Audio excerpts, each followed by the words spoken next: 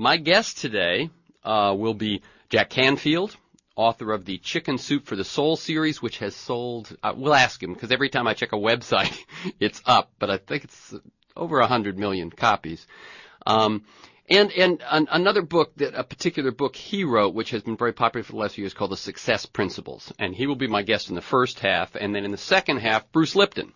He's the author of The Biology of Belief, and also a recent book this past year, Spontaneous Evolution. Now, both of them will be featured in an event that's happening August 31st at UCLA's Royce Hall, called Evolutionary Leaders Call to Action. And so I have 10 tickets, or 5 pairs of tickets to that event, and that event includes not just Bruce Lipton and Jack Canfield, but Deepak Chopra, Gene Houston, Michael Beckwith, Lynn Twist, Dwayne Elgin, Barbara Marx Hubbard. I think it's 41. They call themselves evolutionary leaders. And so this, I see this event as a shift. An awful lot of people that have been seen as being in the self-help world, saying, we've got to, this is a moment, a call to action for civilization, for change, that it's not just about ourselves. Now, it isn't to say that everyone in the self-help movement has only been focused on the self, but this I see as kind of a real coming together to say we've got to put whatever's working for each of us on our own in the service of society, civilization, the planet. And so that's why Bruce and Jack will be my guests today, and that's why I am featuring that event. Jack Canfield, Harvard graduate, master's degree in psychological education from UMass, one of the earliest champions of peak performance and self-esteem. He has been at this a long time. The Success Principles, which he co-authored with Janet Switzer, is one where he kind of took all the principles he'd been teaching and applying for his life and career and puts them into, I believe it's 64 brief chapters. And I have actually read that book more than once and find it very, very helpful. It's a very practical and inspiring guide. You can learn more about all of his work at jackcanfield.com. Jack Canfield, welcome. My pleasure, Terrence. It's been a while since I've been on your show. Yeah. Let me ask you, just because I think it's, if you heard my introduction, I think it's an interesting moment for people like yourself, Bruce, Lynn Twist, etc., who have been, Michael Beckwith, it's all the Deepak and so on, who have been sort of talked about as being in the self-help movement. Yet when 41 of you come together to stage an event like this, and it's not just an event, as you say, it's really a challenge to people called our moment of choice. Before we get into what that event means, I just would like you to talk a little bit, because I like people to get a feel for the people behind the ideas and the work that we talk about here. Your path to, your original, originally you're an educator, mm-hmm. then at some point you hit this Chicken Soup for the Soul inspiration, and what's happened to you since that. So just sort of people can see kind of your own personal path. Well, I started out as a high school teacher in Chicago in 1968. And very quickly became a teacher trainer.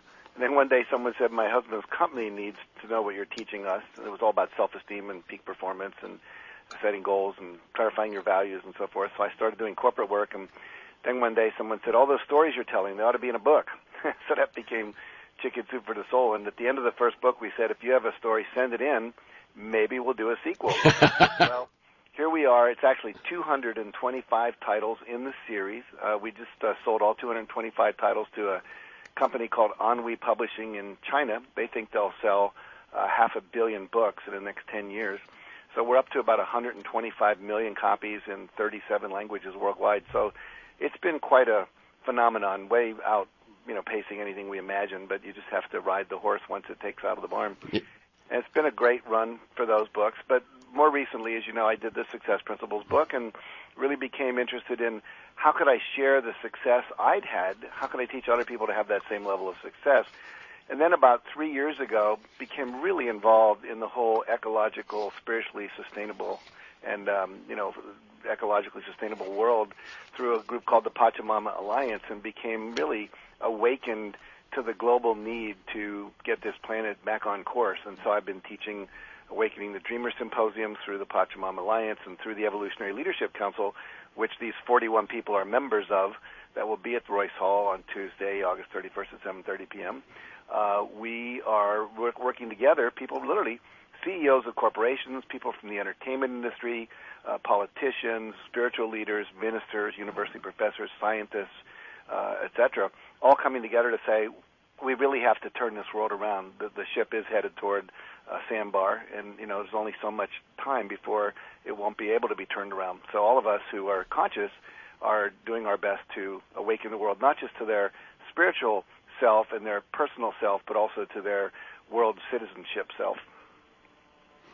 Let me just tell people that the group he mentioned with that somewhat odd name, Pachamama, is started by some longtime friends of mine, Lynn and Bill Twist, and a tribe from the Ecuadorian Amazon, the Ashwar, a tribe that had its first contact with Western culture, modern culture, in late 1970s. So this is a tribe that was basically in prehistory during our lifetime, and this alliance between North and South to find a way for a tribe like that to cope with modern society, oil companies, governments, and so on the one hand, and for people in the North to realize that we have to change the dream, the Awakening the Dreamer, which you said, and you can learn more about them at pachamama.org. The Awakening the Dreamer, what's wonderful about that is it basically says, let me see if I'm getting this right, that spiritual awakening, social justice awakening, and environmental awakening, or you could say healing in all three of those areas, are just by nature, by definition, united, and we have to view them that way.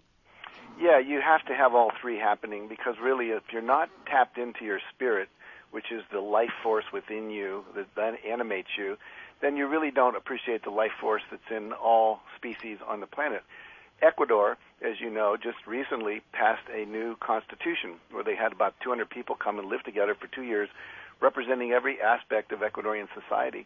And they now have a constitution which includes the right of all life forms to be represented in court, meaning that a river, a lake, a tree, a species of frog has the same legal rights that human beings have. This is a radical departure. Oh, yeah. That to me is such a, it's funny when people say, who are leaders in this world, that a country like Ecuador would take that stand in this moment is so impressive to me. Mm-hmm. And there are 5 other countries now in that area who are all talking about changing their constitutions to include that. And I think it's critical that as we become more spiritually evolved, we realize we are connected to all life forms because the same source of life flows through us. And then the social justice part has to do with, not taking advantage of people that are in third world countries, people living in ghettos, people that are racially prejudiced against, etc., and having spiritual fulfillment and ecological sustainability along with that.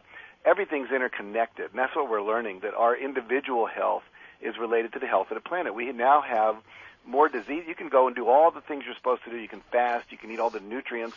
But if you're surrounded by electromagnetic frequencies that are passing through you, like these radio waves that are going out over the air, or living next to a high tower, or all the toxins that are in our food, all the hormones that are in our food, etc., that are now in our water system, even when the water's purified, comes back in your pipes, you're getting all these things that weren't there 30 years ago.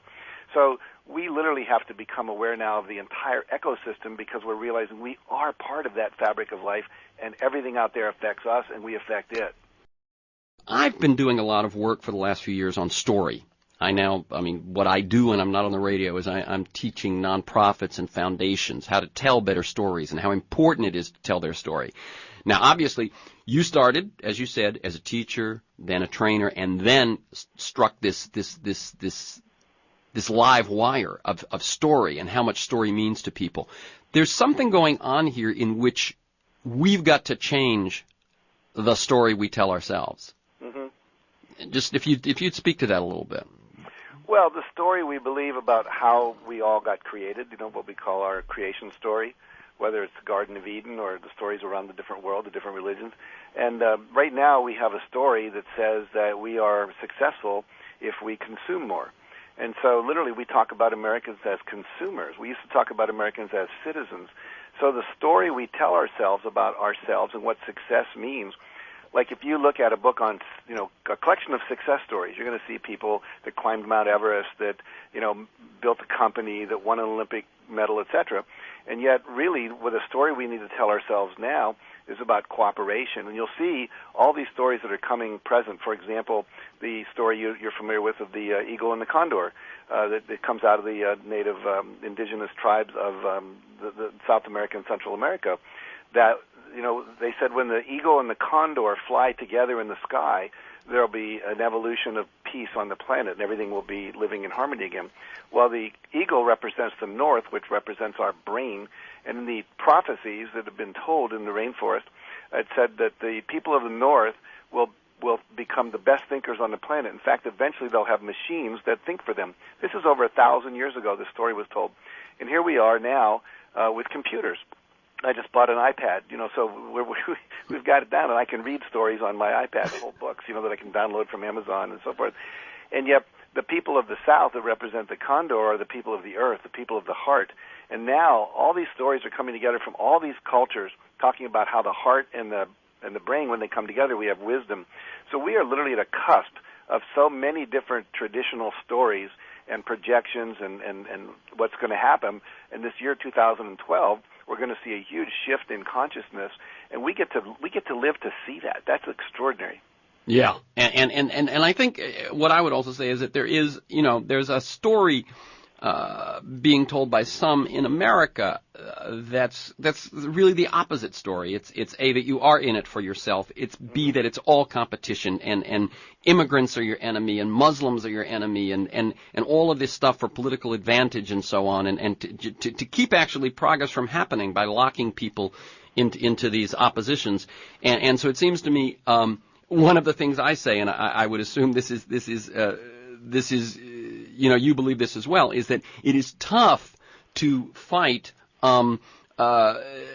facts, to fight a story with just facts. That basically you need to pull people with a new story. It seems to me, that we're not the only ones putting out stories, and so the need for this story, the one we're talking about, really, society needs it dearly. Well, you know what is, if you look at the success of Chicken Soup for the Soul, and that, a series that sold over, 100 million books just in America. And all those stories are about cooperation, about love, about overcoming obstacles, about believing things are possible. And the stories in there aren't about competition. They're not about, dominance. They're not about all the things that are part of the old story. So if you look at a culture and you see what the best-selling books are about, yeah, the books that people are buying tell you what the resonance in the culture is. And things like Chicken Soup for the Soul and movies like The Blind Side and, those kind of things, which are now, becoming the top films, what we know is that people are resonating. Their hearts are vibrating in resonance with the stories of love, the stories of cooperation, the stories of overcoming. We cry when we see movies where racial prejudice is overcome, where animals are protected, and so on and so forth. We can go back to Disneyland for that, Disney World. So the idea is our culture is now responding to the new story. And what we're seeing on television, what we're seeing in the movies, what we're seeing in our books, what we're talking about today on radio, is amazing. And when you think about it, just one last plug for this event. Yeah. Any of these teachers, if you were to go to a weekend workshop with them, right, it would probably cost you anywhere from $300 to $1,000. And you're going to have 40 people for 2 hours. Jean Houston, I spent $1,200 to be with her for a week once. Sure. This is like having 40 movie stars, if you were in the movies, all coming together for 2 hours and sharing their wisdom about where we are in the world and where we can go. Everyone's going to leave inspired, empowered, connected, and feeling like, that there is hope. I teach everyone to be what I call inverse paranoids, to believe the world is plotting to do you well. And literally in the midst of all of this chaos that we look around, today Ahmadinejad was on TV christening a new drone bomber they're going to have to go over, create havoc in the world. And you look at the oil spill in the Gulf. And yet all of this, if you look at it from a higher perspective, is perfect as the world is evolving into its next phase. And when you realize that, you can relax and enjoy the ride instead of being terrified, which so many of our people, we talk about the terror alert in America all the time, and we've been in DEF CON Orange for God knows how long. Exactly. It's ridiculous. But anyway, this is an amazing opportunity to come together with just some of the highest consciousness people that have ever assembled in one place on the planet. Okay. Thank you very much, Jack Canfield. Keep up your good work. You're welcome. Keep up yours, Terrence. Bye-bye. Bye-bye.